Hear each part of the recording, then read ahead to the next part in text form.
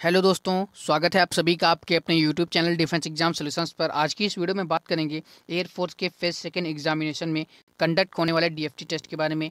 जैसे कि आप सभी को पता होगा कि आपके फेज सेकेंड एग्जामिनेशन में डीएफटी टेस्ट कंडक्ट कराया जाएगा, जो कि एसआरटी के बाद होगा। तो उसके लिए एकदम मॉडल टाइप बिल्कुल है जैसा कि वहाँ पे होने वाला है, क्योंकि मैंने फेस किया है डीएफटी को। सो मुझे पता है कैसे लेवल के क्वेश्चन आते हैं। जैसा आपने ऑनलाइन एग्जामिनेशन में अपना एग्ज़ाम दिया है इंग्लिश वाला, उससे बिल्कुल लो लेवल का होगा।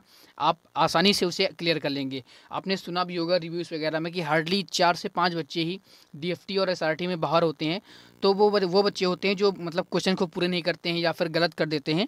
तो बिल्कुल आसान से क्वेश्चन होंगे।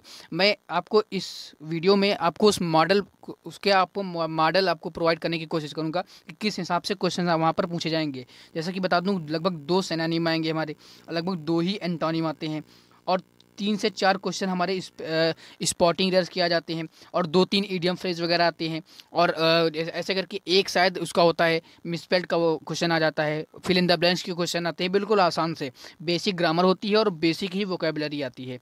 तो दोस्तों आइए स्टार्ट करते हैं वीडियो को और क्वेश्चंस को देखते हैं कैसे में डील करना है। और आप खुद से वीडियो को पॉज करके क्वेश्चन ट्राई करते रहिए और कमेंट में अपना अपना स्कोर जरूर बताना है आपको। और 15 प्लस सभी का है, इतना मैं एक्सपेक्ट करता हूँ, क्योंकि बेसिक सा पेपर है जैसा वहाँ पर आपको देखने को मिलेगा। तो आइए स्टार्ट करते हैं। सबसे पहला हमारा जो क्वेश्चन है, आपको सिनोनिम ऑफ एडमायर, एडमायर का सिनोनिम बताना है। तो एडमायर का मतलब होता है दोस्तों प्रशंसा करना, किसी को प्रेस करना। तो एक्सटोल इसका सही ऑप्शन हो जाएगा, क्योंकि एक्सटोल का मतलब भी प्रेस करना होता है, प्रशंसा करना होता है। अगर इसका एंटोनी पूछता तो क्रिटिसाइज हो जाता है। ब्लेम मतलब होता है दोष देना, और अलाउ का मतलब होता है स्वीकृति देना, एडमिट करना। अब नेक्स्ट क्वेश्चन है हमारा question number 2, antonym of Pacific. अब पैसिफिक का मतलब सबसे पहले हम जाने, पैसिफिक का मतलब होता है शांत। अगर यहाँ पर सिनोनिम की बात करता तो सूथ आता, लेकिन यहाँ पर बोल रहा है कि हमारे एंटोनिम बताना है पैसिफिक का। पैसिफिक का मतलब होता है शांत, तो इसके एंटोनिम की बात करेंगे तो ऑप्शन बी हमारा यहाँ से सही हो जाएगा, क्योंकि पंडेमोनियम को होता है मतलब होता है कोलाहल, बहुत ज़्यादा शोरगुल से भरा हुआ। रेजिस्ट का मतलब आप सभी जानते होंगे रोकना, और कोलासल का मतलब होता है जायजेंटिक, बहुत ही बिग होता है, वास्ट होता है। तो ये इसके सनाई हो जाते हैं कोलासल के। तो कोलासल का मतलब होता है बड़ा। तो ऑप्शन बी हमारा यहाँ से बिल्कुल सही हो जाएगा। नेक्स्ट क्वेश्चन है question number 3, one who is hard to get pleased. इसका हमें वन वर्ड बताना है। जो आसानी से प्रसन्न ना किया जा सके उसे क्या बोलते हैं? तो उसे बोलते हैं फास्टिडियस, जो बहुत ही जिद्दी होता है, अड़ियल होता है। ऑप्शन ए यहाँ से सही हो जाएगा। बोल्ड का मतलब आप जानते होंगे, डेयर का मतलब जानते होंगे। फेनेटिक का मतलब होता है बहुत ज़्यादा कट्टर, किसी धर्म के प्रति या किसी बात के प्रति बहुत ज़्यादा जो कट्टर होता है, इसका भी आता है वन वर्ड। तो ऑप्शन सी का मतलब होता है फेनेटिक। ऑप्शन हमारा ए सही हो जाएगा, फास्टिडियस, जो आसानी से खुश ना किया जा सके। अब क्वेश्चन नंबर 4 देखते हैं। आपको इसमें से बताना है कि किस पार्ट में एरर है। तो क्वेश्चन नंबर 4 दिया है 2 lakhs people attended the meeting held in the parade ground. तो देखिए इसमें से एरर की बात करेंगे तो पहले पार्ट में है, यहाँ पर दिया है 2 lakhs पीपल, यहाँ पर इसको रिमूव कर देंगे।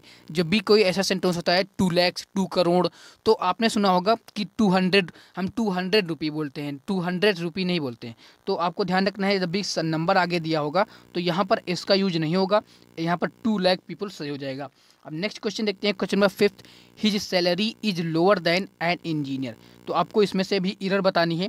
तो इसमें से एरर की बात करेंगे तो हमारे थर्ड पार्ट में एरर हो जाएगी। अभी यहाँ पे एरर क्या है, इसका आप हिंदी निकालें पहले। देखिए उसकी सैलरी इंजीनियर से कम है, क्या ये सेंटेंस सही सेंस दे रहा है? बिल्कुल नहीं दे रहा है।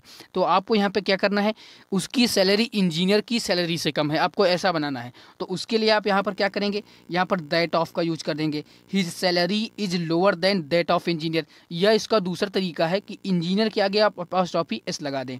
इंजीनियर के आगे आप अपॉस्ट्रोफी एस लगाएंगे तो उसका मतलब भी सेम आ जाएगा कि उसकी सैलरी इंजीनियर की सैलरी से कम है। तो ये 2 तरीके हैं इस सेंटेंस को करेक्ट करने के लिए। आई होप समझ गए होंगे आप, आपने सब कुछ अच्छे से पढ़ा है, एग्ज़ाम क्लियर करा है, तो आपके लिए ये बेसिक रूल हैं। और मैं आपको लगभग 10 डीएफटी टेस्ट कराने वाला हूँ एग्ज़ाम तक। और बस रिवीजन के प्रोस्पेक्टिव से आपको जो हर इंपॉर्टेंट रूल है वो मतलब इसमें अपने इंक्लूड कर लूँगा टेस्ट में, जिससे आपका रिवीजन भी अच्छे से हो जाए। तो अब नेक्स्ट क्वेश्चन देखते हैं। रीचा इज़ द गर्ल, अब इसके ऑप्शन थोड़ा नीचे गए हैं, हाँ इधर। तो Richa is the girl dash book is with me. तो अब देखिए यहाँ पर क्या बोल रहा है, रीचा इज़ द गर्ल अब बुक के साथ बुक तो हमारा क्या है, निर्जीव वस्तु है, तो उसमें से हु और हुम का तो काम खत्म हो गया, आप इतना समझ गए। अब यहाँ से ये तो विच लगेगा तो हुम लगेगा, वुज लगेगा।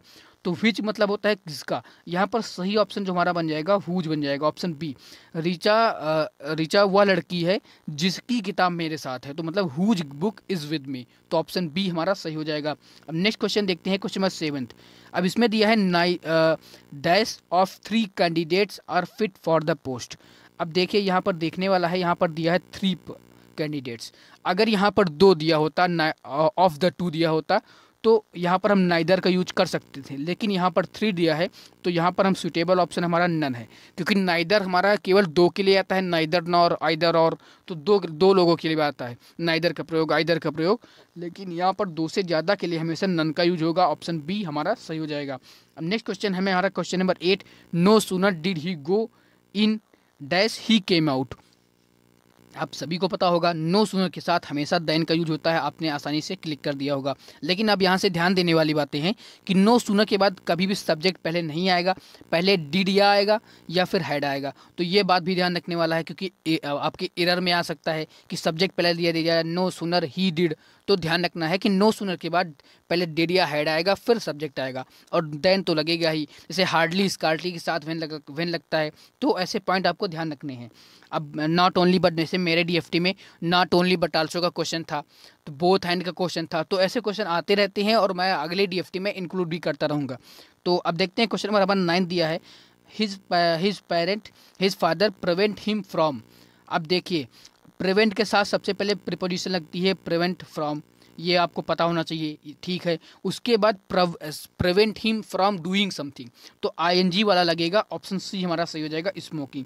His father prevent him from smoking, so option C is the right answer. Question number 2 देखते हैं, 10 देखते हैं। क्वेश्चन नंबर 10 है वर्च्यू का, तो वर्च्यू का एंटोनिम बताना है, तो इसमें से आप सभी को पता होगा वर्च्यू का एंटोनिम हो जाएगा हमारा विक्स, ऑप्शन डी सही हो जाएगा। अब क्वेश्चन नंबर 11 देखते हैं, सिनोनिम ऑफ एक्यूमुलेट। अब एक्यूमुलेट का मतलब होता है मतलब संग्रहित करना, एक जगह पर इकट्ठा करना, तो ऑप्शन ए हमारा सही हो जाएगा, गैदर। बिल्कुल आसान से क्वेश्चन है, जैसे भी आपको इसी लेवल के लगभग देखने को मिलेंगे, इससे ऊपर लेवल नहीं जाने वाला है।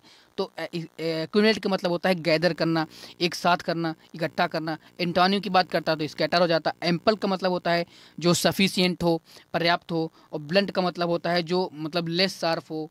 तो अब आगे देखते हैं क्वेश्चन नंबर जो हमारा 12 दिया है, वन वर्ड सब्स्टिट्यूशन बताना है। One who is difficult to believe, one which is difficult to believe, जिस पर विश्वास न किया जा सके, तो वो होता है इनक्रेडिबल। इनक्रेडिबल होता है, क्रेडिबलस में होता है सहज विश्वासी, जो आसानी से विश्वास कर लेता है, और क्रेडिबल का मतलब होता है जिस पर विश्वास किया जा सके, और इनसाइटेबल का मतलब होता है जिस पर जो अदृश्य टाइप हो, ठीक। तो ये हमारा ऑप्शन ए सही हो जाएगा।